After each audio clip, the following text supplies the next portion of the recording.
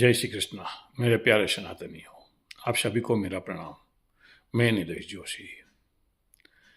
आप सब लोग सुनते होंगे, कोशिश करते होंगे, हाँ समझते होंगे कितने सेफोलॉजिस्ट बंगाल में काम कर रहे हैं, कितने ये पोल एक्सपर्ट जो भी बोले, इलेक्शन के एक्सपर्ट्स, मीडिया एक्सपर्ट्स धरातल पे जाके सर्वे करते हैं कि भाई ये दवा तो बीजेपी को इतनी सीट मिलेगी, टीएमसी को इतनी मिलेगी, BJP is going to be single largest party. और मैंने तो एक अंदाज भी लगाया था कि अगर लोकसभा में बीजेपी को 24 के ऊपर सीट आती तो शायद राष्ट्रपति शासन लग सकता था। लेकिन ये सब बातें फेल हो गई। क्यों फेल हो गई? बड़े बड़े विचारक लोग हैं, मैं तो कुछ भी नहीं हूँ समझो, लेकिन जो मुझे विचार आ रहा है, मैं भावतों से किसी से ये बात बोली थी, मैंने उसको रिक्वेस्ट भी किया था कि आपके फॉलोइंग बहुत है, आपको लोग ज़्यादा सुनते हैं, मेरा तो कोई 2 4 10 लोग वीडियो देखते हैं, तो ये आप अंदर प्लीज़ कृपया करके, और नरेंद्र मोदी तक ये आवाज़ पहुंचनी चाहिए, हमारी इंटेलिजेंस एजेंसी तक ये आवाज़ पहुंचनी चाहिए। बंगाल में कुछ भी करने के बाद, इतना करने के बाद भी रिजल्ट टीएमसी के फेवर में क्यों आता है? बहुत लोगों ने बहुत सा दिमाग लगाया होगा। मेरे पास एक सिंपल सा दिमाग है, मैंने जो लगाया ऐसा है कि इलेक्शन कमिश्नर ऐसे काम करता होगा मेरे ख्याल से कि वो ड्यूटी पे लगाते हैं तो लोकल जो लोग हैं गवर्नमेंट मशीनरी में है, यानी एडमिनिस्ट्रेटिव ऑफिस में, उसको ही लगाते होंगे ना, बराबर है ना? तो बंगाल में भी तो उधर से लोकल बंगाल के लोग ही लगाते होंगे। मैं ये कदे ही नहीं बोलूँगा कि वो पार्शियल है, लेकिन आप ध्यान से सुनना, समझना मेरी बात। समझो मैं बंगाली हूँ और बंगाल में मैं नौकरी करता हूँ और मुझे इलेक्शन ड्यूटी पे लगाया गया है। टीएमसी के गुंडे मेरे घर का अता पता लगाते हैं, मेरे घर पे पहुंच जाते हैं, मैं हाजिर हूँ या नहीं उनको कोई फ़र्क नहीं पड़ते हैं, मारपीट करते हैं, फिर बाद में 2 करोड़ रुपया रख के जाते हैं कि नीलेश जोशी पोलिंग ऑफिसर है, या नीलेश जोशी जो ईवीएम में वोट काउंटिंग होता है, फिर कीन करना होता है ना कंप्यूटर में, नीलेश जोशी को बोलना ऐसा ही करे, नहीं तो ये 2 करोड़ रुपया भी जाएंगे और तुम लोग की जान भी जाएंगे, और 2 मेंबर को उठा के लेके जाएंगे घर से। अभी मैं घर आता हूँ, घर के दूसरे मेंबर मुझे इतला करते हैं कि टीएमसी के गुंडे आए थे, ऐसा ऐसा किया। ठीक है, अभी मेरे पास क्या ऑप्शन है?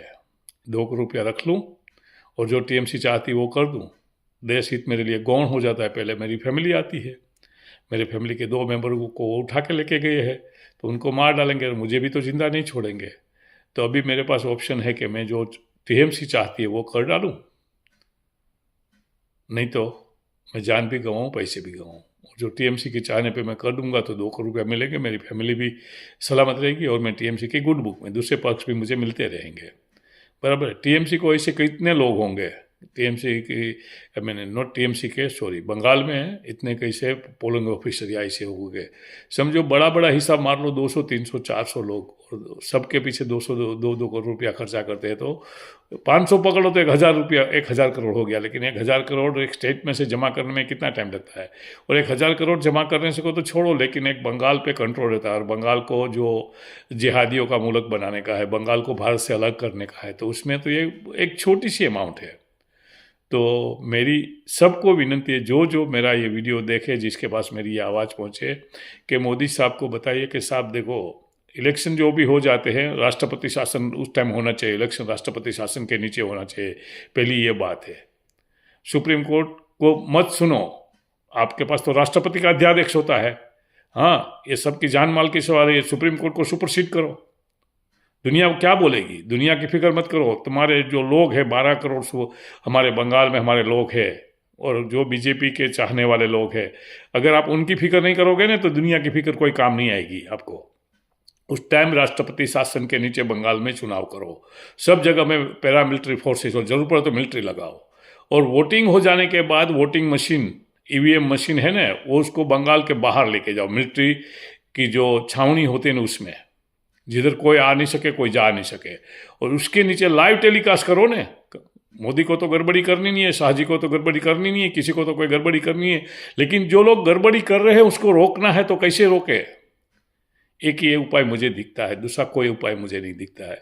और ये जो मोदी साहब नहीं करेंगे ना, अमित भाई नहीं करेंगे ना, भारत के लोग सोच के नहीं करेंगे ना, तो ये बंगाल हमारे हाथ से निकल जाने वाला है। मैं कोई पंडित नहीं हूँ, मैं कोई मीडिया वाला नहीं हूँ, मैं एक सामान्य मनुष्य हूँ, जो मेरे पास बंगाल में फीडबैक आया उसके ऊपर से मैंने ये वीडियो बनाया है। आशा करता हूँ आप लोगों को ये वीडियो पसंद आए। ये वीडियो हो सके मोदी साहब की, तो मैं तो मोदी साहब के लिए एक छोटा सा हूँ, मोदी साहब की जो मीडिया टीम है उधर ये वीडियो पहुँचे, मोदी साहब कुछ सोचे, कुछ एक्शन ले। दूसरी बात, मोदी साहब मैं आपको बता रहा हूँ कि आपके खिलाफ ये लोग कैसे नैरेटिव सेट करते हैं। कल पार्लियामेंट में बोला हिंदू गुंडे हैं, हिंदू हिंसा करते, हिंदू ये करते, राहुल गांधी ने बोला। ऑगस्टा वेस्टलैंड का आपके पास तो डेटा है, नहीं है तो आपका तो ये जो इटाली की प्रेसिडेंट या प्राइम मिनिस्टर जो भी है उनके साथ आपका रिश्ता अच्छा है ना, और आप क्या कोई फेवर तो नहीं मांग रहे, डिटेल ही मांग लो पूरी। हाँ, इन दोनों को, माँ बेटे को, और जो जितने कांग्रेसी फंसे हुए हैं ना उसको फिक्स करो। सुब्रमण्यम स्वामी को मना लो, कुछ पोल गांधी और सोनिया गांधी के पीछे हिंदू ये क्या हेराल्ड, नेशनल हेराल्ड केस में, इनको बाहर रहने देना आपके लिए जोखिम है। ये एक दिन आपका सबका हिंदुओं का जीना मुश्किल कर देंगे। इनको बाहर मत रखो। हाँ, लीगली करो ना, इलीगली कुछ मत करो, लीगली तो जो है ना, लेट द सिस्टम वर्क। आप अभी केजरीवाल को इम्पोर्टेंस मत दो। ये माँ बेटे को आप कंट्रोल नहीं करोगे ना तो आपका जीना मुश्किल, क्योंकि ये इटालियन थिंकिंग है, माफिया वाले थिंकिंग वाले लोग हैं। और सोनिया गांधी का तो सच सबको मालूम ही है, एंटोनियो मेनो क्या थी क्या नहीं थी। हाँ, तो बस मेरी एक नम्र विज्ञप्ति है, मोदी साहब छोटी छोटी बात पे ध्यान मत दीजिए, बड़ा मुद्दा ध्यान में लीजिए। 2 बड़े मुद्दे हैं आपके पास, बंगाल में कैसे फेयर इलेक्शन करवाया जाए, कैसे फेयर काउंटिंग किया जाए, और ये माँ बेटे की नकल कैसे कसी जाए। जितने कांग्रेसी फंसे हुए हैं ना इसमें, ऑगस्टा वेस्टलैंड और ये दूसरे में, उसमें सबको अंदर करिए। और सुप्रीम कोर्ट को सुपरसीड कर सकते हैं राष्ट्रपति, मेरे ख्याल से। पार्लियामेंट तो इलेक्टेड है ना लोगों द्वारा, और सुप्रीम कोर्ट क्या इलेक्टेड है, वो तो सिलेक्टेड है, कोलिजन सिस्टम तय। तो सिलेक्टेड लोगों का वजन इतना होना चाहिए कि एक देश का प्राइम मिनिस्टर भी उनसे डरता है। क्यों डरना चाहिए आपको उनसे? आपको उनको डराना चाहिए। ये मेरा भारत के प्रति प्रेम है, इसके लिए मैंने इधर लंदन में बैठे बैठे ये वीडियो बनाया हुआ है। आशा है कि आप सोचेंगे, उसके बारे में कुछ करेंगे। आपका धन्यवाद। और हाँ, एक अजीत भारती का बहुत अच्छा सुझाव था, जाते जाते वो भी बोल देता हूँ कि राहुल गांधी जैसे पार्लियामेंट में आया था, संविधान की कॉपी लेकर, लाल किताब लेकर घूमता रहता, सबको बता रहता था, तो आपके पार्लियामेंट के अंदर जितने एनडीए के सभ्य है ना, सब इमरजेंसी का जो इंदिरा गांधी ने ऑर्डर पास किया था ना, वो उनकी कॉपी आप लेके जाइए, दिखाइए सबको। हाँ, नैरेटिव के सामने नैरेटिव, आप आपका नैरेटिव सेट करिए।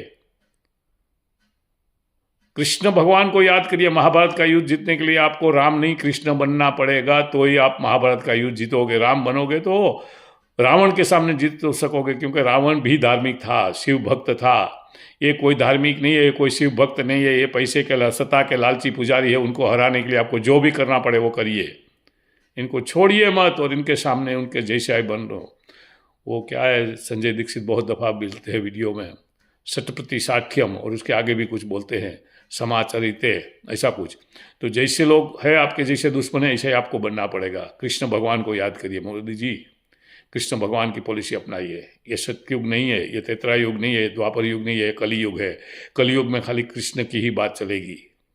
एनीवे, आप सबका धन्यवाद। ये वीडियो को देखिए, अगर आप लोगों को पसंद आए दूसरे लोगों के साथ शेयर करिए, और हमारे चैनल को सब्सक्राइब करिए। आपका धन्यवाद।